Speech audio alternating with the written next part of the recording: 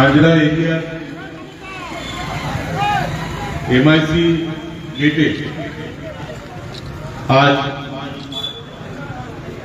আমাদের এই বিধানসভা নির্বাচনকে সামনে রেখে আমাদের এই যে পথসভা, এই পথসভায় উপস্থিত এই অঞ্চলের সমস্ত শ্রমিক বন্ধুদেরকে এবং শ্রমিকদের দুঃখ কষ্ট বেদনা দেখে যারা কষ্ট পান সেই ধরনের সমস্ত শ্রমিক দরদী ব্যক্তিদেরকে নতুন বছরের প্রীতি ও শুভেচ্ছা জানিয়ে কয়েকটা কথা বলি। তার আগে কিছু ঘটনা বলি যেটা কাল রাত থেকে ঘটছে সারা পাণ্ডবেশ্বর জুড়ে, সেটাও আপনাদের সঙ্গে শেয়ার করে নিতে চাই। আজ পয়লা বৈশাখ, পয়লা বৈশাখের আগের দিন গতকাল রাত্রে যখন আমরা সবাই নতুন বছরকে কি করে স্বাগত জানাবো, নতুন বছরে কি করে সবার জীবনে আনন্দ আসুক তার পরিকল্পনা করছিলাম, ঠিক সেই সময়ে এই অঞ্চলের বিধায়ক, বর্তমান বিধায়ক নরেন বাবু, তিনিও রাত্রে একটা মিটিং করছিলেন। পাণ্ডবেশ্বরের জনগণের মুখে হাসি ফেরানোর ছিল না, সে মিটিং এর বিষয়বস্তু ছিল যে আজ রাত্রের মধ্যে বিভিন্ন অঞ্চলে ভারতীয় জনতা পার্টি ফ্ল্যাগ, ফেস্টন, ব্যানার যা যা আছে রাতের অন্ধকারে সবটা ছিঁড়ে ফেলে দিতে, অঞ্চলে অশান্তির বাতাবরণ তৈরি করে নতুন বছরকে স্বাগত জানায়, তাকে পুনরায় বিধায়ক হতে দেওয়া ঝুঁকি আশা করি এই অঞ্চলের মানুষ নেবেন না। আপনারা জানেন যে ইস্টার্ন কোলফিল্ড লিমিটেড আজ দুভাগে বিভক্ত, একদিকে আছেন মালিক পক্ষ, অপরদিকে আছেন শ্রমিক শ্রেণী। শ্রমিক শ্রেণী আবার পার্মানেন্ট এমপ্লয়ি আছেন এবং বর্তমানে গ্যানমেল, আম্বের মাইনিং ছাড়া আরো 5টা যে বিভিন্ন কোম্পানি এই ঝাঁঝরা প্রজেক্টে কাজ করছে, তাদের যারা অস্থায়ী কর্মী, কন্ট্রাকচুয়াল লেবার আছেন, তারাও আছে। আপনারা জানেন যে নরেন্দ্র মোদীজি প্রধানমন্ত্রী হওয়ার পর সিদ্ধান্ত নিয়েছিলেন যে বিভিন্ন আউটসোর্সিং কোম্পানিতে, বিভিন্ন প্রাইভেট কোম্পানিতে যারা কর্মরত তাদের বেতন মান, তাদের সামাজিক সুরক্ষা সবটাই সুনিশ্চিত করতে হবে। তাই কোল ইন্ডিয়াতে একটা হাই পাওয়ার কমিটি হয় এবং হাই পাওয়ার কমিটি বিভিন্ন সময় তাদের রিকমেন্ডেশন দেয় যে এই যে অস্থায়ী কর্মী আছেন, কন্ট্রাকচুয়াল ওয়ার্কার আছেন, তাদেরকে কি বেতন মান কি হওয়া উচিত। কিন্তু খুবই দুঃখের সহিত জানাতে বাধ্য হচ্ছি যে হাই পাওয়ার কমিটির রেকমেন্ডেশন অনুযায়ী পাণ্ডবেশ্বরের কোন এরিয়াতে, ঝাঁঝরা হোক, বাগবোলা হোক, সোনপুর বাজারি হোক, পাণ্ডবেশ্বর হোক, কেদা এরিয়া হোক, কোন এরিয়াতেই কন্ট্রাকচুয়াল আপনার যারা অস্থায়ী কর্মী তাদেরকে হাই পাওয়ার কমিটি অনুযায়ী বেতন দেওয়া হচ্ছে না। এবং এমন নয় যে কোল ইন্ডিয়া সে পয়সা তাদেরকে দিচ্ছে না, যারা বিভিন্ন ঠিকাদারি সংস্থা আছে তারা কোল ইন্ডিয়াতে যখন টেন্ডার দেন তখন হাই পাওয়ার কমিটি অনুযায়ী শ্রমিকদের বেতন ধরা থাকে, কিন্তু শ্রমিকদেরকে যখন বেতন দেওয়ার সুযোগ আছে তখন তারা যতটা রিকমেন্ডেশন আছে তার অর্ধেক বেতনও এই কন্ট্রাকচুয়াল লেবাররা পাচ্ছেন। এবং বিড়ম্বনা হলো যে এই শ্রমিকদের হয়ে যারা আন্দোলন করবে তারাই মালিক পক্ষের সঙ্গে মিলে আছে, তারা জিএম এর সঙ্গে মিলে আছে, তারা এজেন্টের কথায় চলছে, তারা এই যে বিভিন্ন কোম্পানি আছে তাদের কথায় চলছে এবং এই যে তাদের ডিফারেন্স মানি সেটা দুভাগে ভাগ হচ্ছে, অর্ধেকটা ওই কোম্পানি রেখে দিচ্ছে আর বাকিটা নরেন বাবু আর তার আশেপাশে লোকেরা যারা আছেন তাদের মধ্যে ভাগ করে দেওয়া হচ্ছে। এবং এই শ্রমিক যারা আছেন তারা যদি নিজের দাবি দাওয়া নিয়ে যদি আন্দোলন করেন তাহলে প্রথমে তাদেরকে ধমকানো ভয় দেখানো হয়, ইসিএল ম্যানেজমেন্টকে দিয়ে তাদেরকে হ্যারাস করা হয় এবং বাধ্য হয়ে তারা তাদের আন্দোলন থেকে বিরত থাকতে বাধ্য হন। কয়েকদিন আগে বাংলাতে যেখানে নরেনবাবু থাকেন সেখানকার এক শ্রমিক, অস্থায়ী শ্রমিক, সে বলেছিল যে আমি আমার বেতন ঠিক পাচ্ছি না এবং সে লেবার কোর্টে একটা প্রাইভেট কোম্পানির বিরুদ্ধে মামলা করেছিল। আপনাদের জেনে খারাপ লাগবে, আমিও দুঃখ পেয়েছি যে সেই ব্যক্তি যে ছেলেটি কেস করেছিল লেবার কোর্টে, তাকে দুর্গাপুরে একটা কেস থেকে এনটিপিএস থেকে আর্মস অ্যাক্টে মামলা দিয়ে তাকে অ্যারেস্ট করে 15 দিন জেলে রাখা হলো। পরবর্তী ক্ষেত্রে সে বেল পেয়ে এখন আবার আমাদের সঙ্গে এসেছে। আমরা কোম্পানি আমলে কি পরিবেশ ছিল জানি না, 73-এর আগে 72-এর আগে ন্যাশনালাইজেশনের আগে কি অবস্থা ছিল অনেকে নিজের চোখে দেখিনি, কিন্তু বর্তমান যে অবস্থা দেখছি এটা কোনোভাবে ন্যাশনালাইজেশনের আগে যে ব্যক্তিগত মালিকানার সময় যেভাবে কলিয়ারি অবস্থা ছিল তার চেয়ে কোনো অংশে কম না। তখন ব্যক্তিগত যারা মালিক তারা অত্যাচার করত, এখন জিএম এজেন্ট আর অন্যান্য যারা আধিকারিক আছে তারা অত্যাচার করে। এরা শিক্ষিত অত্যাচারী, তারা অশিক্ষিত অত্যাচারী ছিল, এরা শিক্ষিত অত্যাচারী। তাদের বিরুদ্ধে আমাদেরকে গর্জে উঠতে হবে, তাদের বিরুদ্ধে আমাদেরকে আন্দোলন সংগঠিত করতে হবে। আমি যে কথা বলতে এসেছি যে 2021 থেকে 2026 5 বছর পাণ্ডবেশ্বরের মানুষ আমাদের যে দায়িত্ব দিয়েছিল বিরোধী দলের ভূমিকা পালন করা দায়িত্ব। গণতান্ত্রিক ব্যবস্থায় বিরোধী দলের কাজই হলো সরকার পক্ষে যারা থাকবে তারা যে কাজ, তারা যে ভুল ত্রুটি করবে সেটা মানুষের সামনে তুলে ধরা, এবং 5 বছর ধরে আমরা এই কাজ করে গেছি। ইসিএল ম্যানেজমেন্টের ভুল ত্রুটি হোক, কন্ট্রাকচুয়াল ওয়ার্কারদের অত্যাচার হোক, ব্যাংক মালিকদের বাড়বাড়ন্ত হোক, সবটার বিরুদ্ধে ক্রমাগত 5 বছর ধরে আমরা আন্দোলন সংগঠিত করেছি এবং সরকারকেও, দিল্লি সরকারকেও সবসময় এটা জানিয়েছি।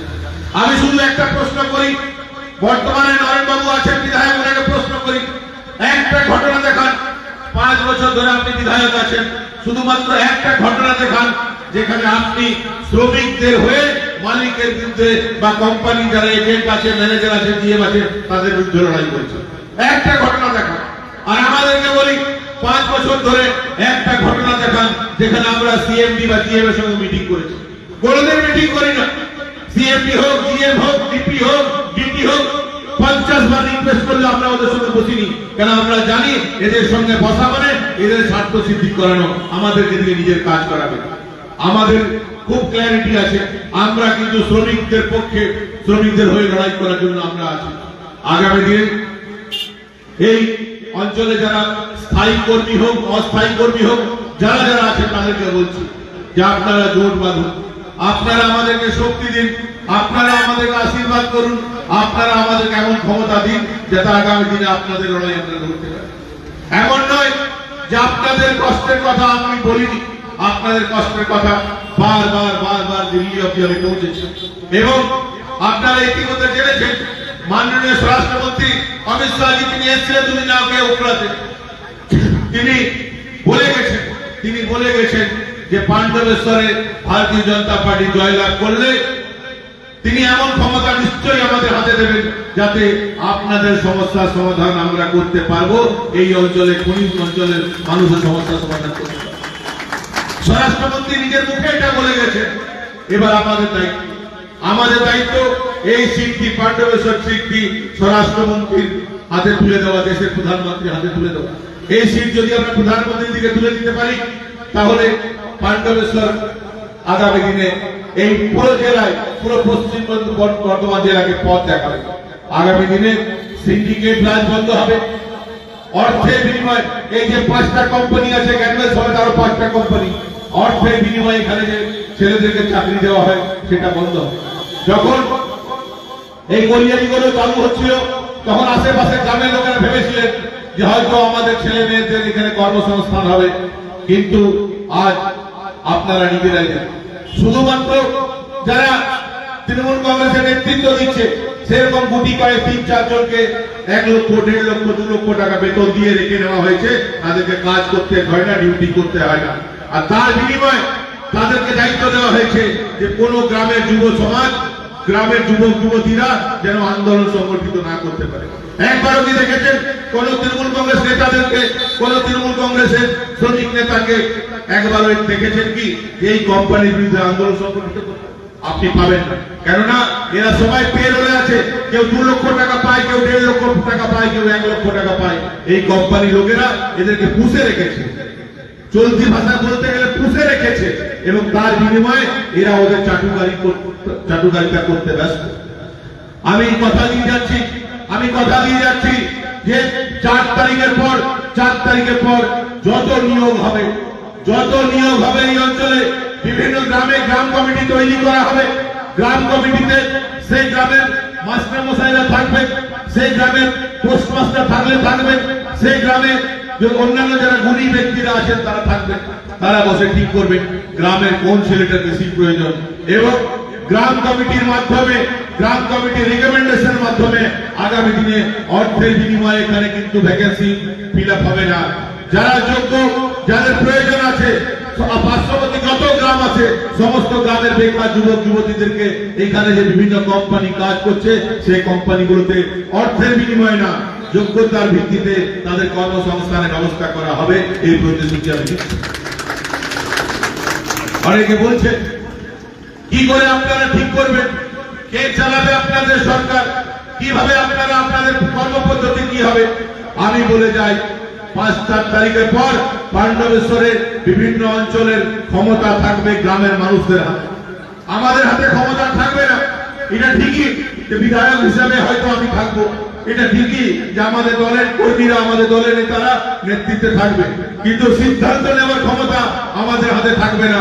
সিদ্ধান্ত নেওয়ার ক্ষমতা থাকবে সেই গ্রামে যারা বয়োজ্যেষ্ঠ আছেন, যারা গুণী ব্যক্তিরা আছেন, যারা গ্রামের কথা ভাবে, যারা গ্রামের উন্নয়নের কথা ভাবে।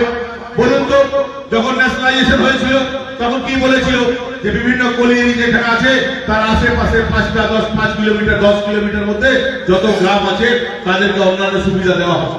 আমি কথা দিয়ে যাচ্ছি 2 মাসের মধ্যে রেজাল্ট বেরোনো, 2 মাসের মধ্যে 8 কিলোমিটার 10 কিলোমিটার মধ্যে যত গ্রাম আছে সমস্ত গ্রামে ইসিএল কে বিনা পয়সায় গরিব মানুষকে লাইন বিদ্যুৎ দিতে হবে।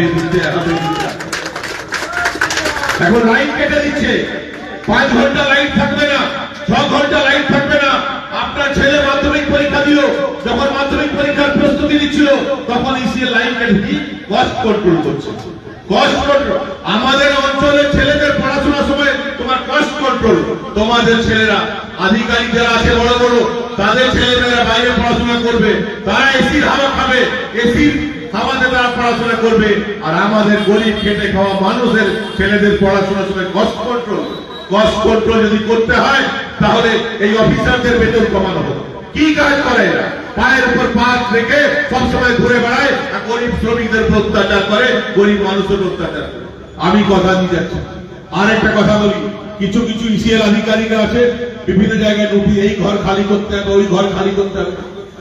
পয়লা বৈশাখ খারাপ কথা বলতে নেই, গুরুজনরা বলেছেন পয়লা বৈশাখ খারাপ কথা বললে গোটা বছর মুখ থেকে খারাপ কথা বেরোয়, তাই খারাপ কথা বলছি না।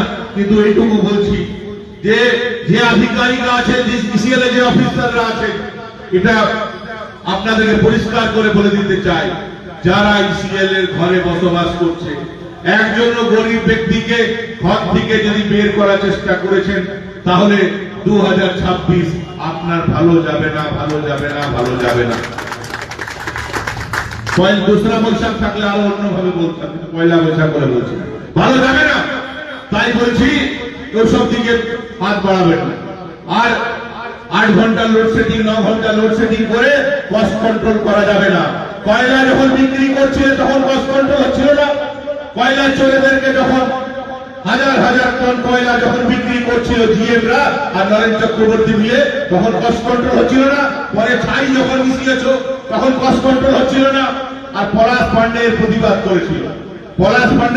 করেছিল, ওকে ট্রান্সফার করে দিয়েছ।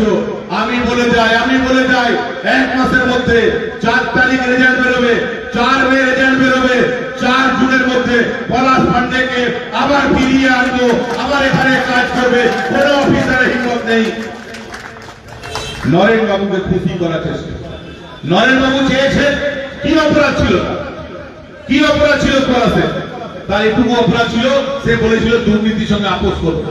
প্রথমে বিভিন্ন ভাবে তাকে অর্থ দিয়ে কেনার চেষ্টা হলো, যখন সে বিক্রি হয়নি তখন তাকে ট্রান্সফার করে দেওয়া হলো। মুখ বন্ধ করা, অন্যায়ের বিরুদ্ধে প্রতিবাদ করলেই মুখ বন্ধ করে দেওয়ার চেষ্টা, এই চেষ্টাকে আমরা ব্যর্থ করবো, ব্যর্থ করবো, ব্যর্থ করবো। আগামী দিনে দুর্নীতির সঙ্গে কোনো আপোষ হবে না, কোনো আপোষ হবে না। এবং ইসিএল এর যে আধিকারিকরা দুর্নীতির সঙ্গে যুক্ত আছেন, এটা আপনাদেরকে বলে যায়, আসতে দিন, আমাদের আসতে দিন। প্রত্যেকের সম্পত্তির হিসাব হবে, কে কত টাকা অর্জন করেছেন, কে কোথায় কোথায় বাড়ি করেছেন, কে কোথায় কোথায় গাড়ি করেছেন, কে কোথায় কোথায় জমি কিনেছেন, সব হিসাব হবে, সব হিসাব হবে এবং সব কৈফিয়ত আপনাদেরকে দিতে হবে। শ্রমিককে মেরে শ্রমিককে দুঃখ কষ্ট বেদনা দিয়ে আপনারা বড় লোক হবে, আর আমরা বসে বসে দেখো। এই দিন আর চলবে না, চলবে না, চলবে না। তাই প্রধানমন্ত্রী যখন বলেন পাল্টানো দরকার, বিজেপি সরকার, এটাই তো পাল্টাতে হবে, এই পরিস্থিতি পাল্টাতে হবে। এই পরিবেশ আমরা চাইনি, আমরা যে পরিবেশ চেয়েছিলাম সে পরিবেশ আমাদেরকে ফিরিয়ে আনতে হবে। আজ পয়লা বৈশাখ, সবাই সুস্থ থাকবেন, সবাই ভালো থাকবেন এবং সংগঠিত হবে। আমি বলছিলাম অনেকে হয়তো প্রকাশ্য এসে লড়াই করতে এত দ্বিধাবোধ করছেন, ভয় পাচ্ছেন। আমি বলছি 4 তারিখ ভোটের জবাব দিন। এই যে আপনাদের মনে রাগ, এই যে আপনাদের উপর যে অত্যাচার হয়েছে, সবটা হিসাব করে রাখুন, হিসাব করে রাখুন। 4 তারিখ ভোট দেওয়ার যখন সুযোগ পাবেন সব পুষিয়ে দেবেন। বদলা আপনাদেরকে নিতেই হবে, নিতেই হবে, নিতেই হবে। 4 তারিখ সকাল 12টার মধ্যে ভোট কমপ্লিট করতে হবে। 23 তারিখ 12টার মধ্যে ভোট আমাদেরকে দিয়ে দিতে হবে। 2 নম্বর বোতাম টিপে মোদীজিকে ভোট দিন এবং মোদীজির নেতৃত্বে পশ্চিমবঙ্গে নতুন সরকার আমরা গঠন করব। এবং কন্ট্রাকচুয়াল লেবার যারা আছেন তাদেরকে বলি, এই মাসই আপনার লাস্ট কম পয়সা পাওয়া। জুন মাস থেকে হাই পাওয়ার কমিটির রেকমেন্ডেশন অনুযায়ী যদি আপনাদেরকে বেতন না দেওয়াতে পারি তাহলে রাজনীতি ছেড়ে দেবো, এই কথা বলে যাচ্ছি।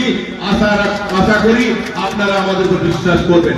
আগামী দিনে আমরা আপনাদের কথা ভেবে, যারা কন্ট্রাকচুয়াল লেবার আছে তাদের কথা ভেবে এবং হাই পাওয়ার কমিটি অনুযায়ী রেকমেন্ডেশন অনুযায়ী আপনাদের যে স্যালারি পাওয়া উচিত সেই স্যালারি আপনাদেরকে অবশ্যই আমরা পাইয়ে দেবো। এটা কোনো অন্যায় ছিল না, এটা কোনো করুণা না, এটা আপনাদের অধিকার, এটা আপনাদের অধিকার। এই টাকা আপনাদেরকে দেওয়ার জন্য আছে, সেই টাকা আপনাদেরকে পাইয়ে দেবো, সেই অর্থ নিশ্চয়ই আমরা পাই। আর ইসিএল এর যে আধিকারিকরা আছেন, যারা ভাবছেন নরেন চক্রবর্তী কোলে বসে আপনারা বেঁচে যাবেন, ডুবন্ত জাহাজে আপনারা চেপেছেন।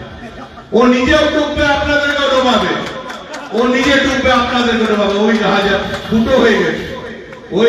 ফুটো হয়ে গেছে এবং পাণ্ডবেশ্বরে শুধুমাত্র আমি রাজনৈতিক লড়াই লড়তে আসিনি, শুধুমাত্র ওনাকে ভোটে পরাস্ত করতে আসিনি, আমি উনি যে পাপ করেছেন সে পাপের শাস্তি দিতে এসেছি।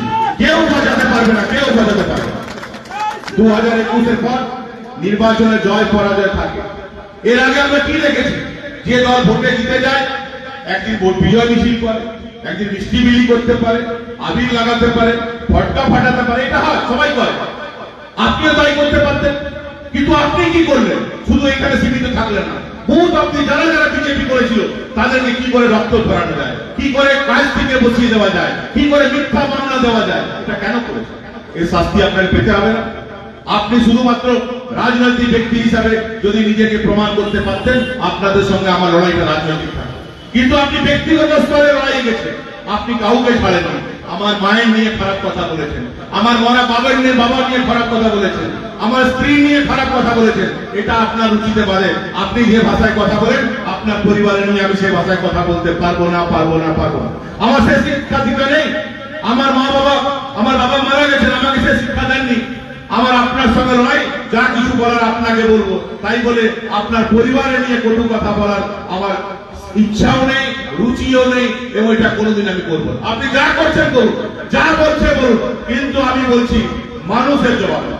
আপনি যা করেছেন, যে মন্তব্য করছেন, 200 টাকা মদ খাইয়ে না অনেক খারাপ কথা বলার, আমিও পারি, দুটো মাতালকে মদ খাইয়ে দিয়ে চারটা খারাপ কথা বলে দিতে, কিন্তু এটাতে সমাজে ভালো হয় না। আমি ওই পথ বেছে নিই। আপনি যেটা করছেন তার ফল আপনাকে ভোগ করতে হবে। আমি সব হিসাব করে রাখছি, সব হিসাব করে রাখছি, কিন্তু রাজনৈতিকভাবে আপনাকে বিসর্জন দেব। এবং আমি অন্যান্য সমস্ত মানুষকে বলি, যে পরিবর্তনের স্বপ্ন নিয়ে আপনারা তৃণমূল কংগ্রেসকে সমর্থন করেছিলেন, আপনাদেরকে বিবেচনা করতে হবে সেই স্বপ্নকে পূরণ হয়েছে, সে পরিবর্তন কি এসছে। সেই পরিবর্তন যদি এসে থাকে নিশ্চয়ই আপনারা আবার তৃণমূল কংগ্রেসকে ভোট দেবেন। কিন্তু যদি মনে করেন যে সমাজ পরিবর্তনের স্বপ্ন নিয়ে আপনারা তৃণমূল কংগ্রেসকে সমর্থন করেছিলেন, যে সমাজ পরিবর্তনের স্বপ্ন নিয়ে আপনারা নরেন্দ্রনাথ চক্রবর্তীকে সমর্থন করেছিলেন, সে স্বপ্ন পূরণ হয়নি, সেই কাজগুলো হয়নি, তাহলে আমি আপনাকে অনুরোধ করবো, আপনি যে দলেরই সমর্থন করুন না, আপনি যে দল করবেন করুন, আপনি বিজেপি নাও করতে পারেন, আপনি তৃণমূল করুন, আপনি সিপিএম করুন, আপনি কংগ্রেস করুন, কিন্তু 23 তারিখ ভোটটা শুধু 2 নম্বর বোতাম টেপে দেবেন, যে পার্টি করছেন করুন, কেউ দেখতে যাচ্ছে না। আপনি ঘুরুন না টিএমসি ঝান্ডা নিয়ে ঘুরুন না, ভোটটা শুধু আমাকে দিয়ে দেবেন, তাহলে শুধু আমার লাভ হবে না, আপনারও লাভ হবে। আমি বিধায়ক হলে ভাববেন না শুধু বিজেপি লাভ হবে, আমি বিধায়ক হলে তৃণমূল কংগ্রেসের যারা শান্তিপ্রিয় ছেলে, যারা সমাজ পরিবর্তনের স্বপ্ন নিয়ে এগোতে চায়, সিপিএম এ যারা সুস্থ রাজনীতিতে বিশ্বাস করে তাদেরও লাভ হবে, যারা কংগ্রেসে সুস্থ রাজনীতিতে বিশ্বাস করে তাদেরও লাভ হবে, শুধু আমার লাভ হবে না। সে পরিবেশ আমরা ফিরিয়ে আনবো, এবং পাণ্ডবেশ্বরের স্বপ্ন আপনারা দেখেছিলেন, সেই পাণ্ডবেশ্বর আমরা তৈরি করবো। সবাই সুস্থ থাকবেন, সবাই ভালো থাকবেন। গরিব মানুষের অত্যাচার করা যাবে না, কন্ট্রাকচুয়াল ওয়ার্কারদেরকে তার পুরো বেতন দিতে হবে, যারা শ্রমিক আছে তাদের ওয়েলফেয়ারে যা যা সুযোগ সুবিধা সবটা দিতে হবে, সেটা নিশ্চয়ই এই আধিকারিক যারা আছেন তারা দেখে নেবেন। যদি তারা না দেখেন তাহলে আগামী দিনে তাদেরও হিসাব মানে গণতান্ত্রিক ব্যবস্থায় যেভাবে হিসাব নেওয়া হয় সেভাবে হিসাব হবে, কাউকে ছেড়ে কথা বলা হবে না। প্রধানমন্ত্রীজি সেদিন বলে গেছেন, সবকা সাথ সবকা বিকাশ আমাদের পার্টির স্লোগান, সবকা সাথ সবকা বিকাশ আমাদের দলের স্লোগান। তার সঙ্গে পশ্চিমবঙ্গের জন্য আরেকটা জিনিস জুড়ে দিয়ে গেছে, সবকা সাথ সবকা বিকাশ আর সবকা বিকাশ। এটা প্রাইম মিনিস্টার বলে গেছেন, সবকা সাথ তো হবে, সবকা বিকাশ হবে, কিন্তু যারা অসামাজিক কাজের সঙ্গে যুক্ত হয়েছেন তাদের হিসাবও হবে। হিসাব অবশ্য গণতান্ত্রিক ব্যবস্থা হবে, হিসাব অবশ্য আইন মেনে হবে, কারো রক্ত জড়িয়ে হবে না, কিন্তু আইনি ব্যবস্থায় যারা যারা যে অন্যায় করেছেন, যে পাপ করেছেন, তার শাস্তি তাদেরকে পেতে হবে। পৃথিবীর কোনো শক্তি নেই যে তাদেরকে রক্ষা করতে পারবে। সবাই সুস্থ থাকবেন, সবাই ভালো থাকবেন, এবং মিটিং শেষে সবাইকে বলছি একটু সামনে চলে আসুন। আজ পয়লা বৈশাখের দিন, আমরা সবাই সামনে চলে আসি এবং আমরা আমাদের দলীয় কিছু 2 মিনিট স্লোগান দেবো, তারপর আমাদের এই গেট মিটিং শেষ করবো। ভারত মাতা কি, ভারত মাতা কি, ভারত মাতা কি।